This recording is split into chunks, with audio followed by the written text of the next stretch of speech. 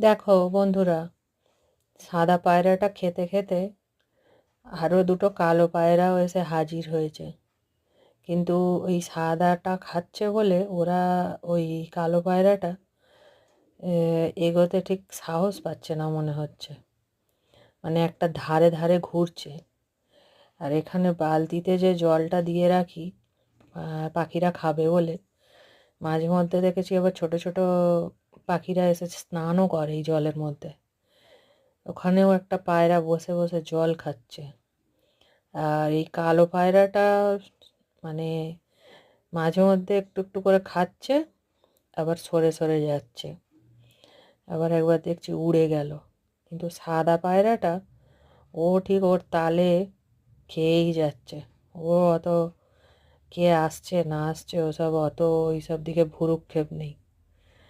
এসব প্রাকৃতিক দৃশ্য দেখতে বেশ ভালো লাগে। কি সুন্দর পায়রাটা ঘুরে ঘুরে খাচ্ছে। ছাদের মধ্যে শীতকালে এইসব দৃশ্যগুলো দেখতে আমার এত ভালো লাগে। গরমকালে তো ছাদে থাকা যায় না, শীতকালে স্নান টান করার পরে একটু ছাদে থাকি, তো এই সব দেখতে থাকি, বেশ ভালো লাগে।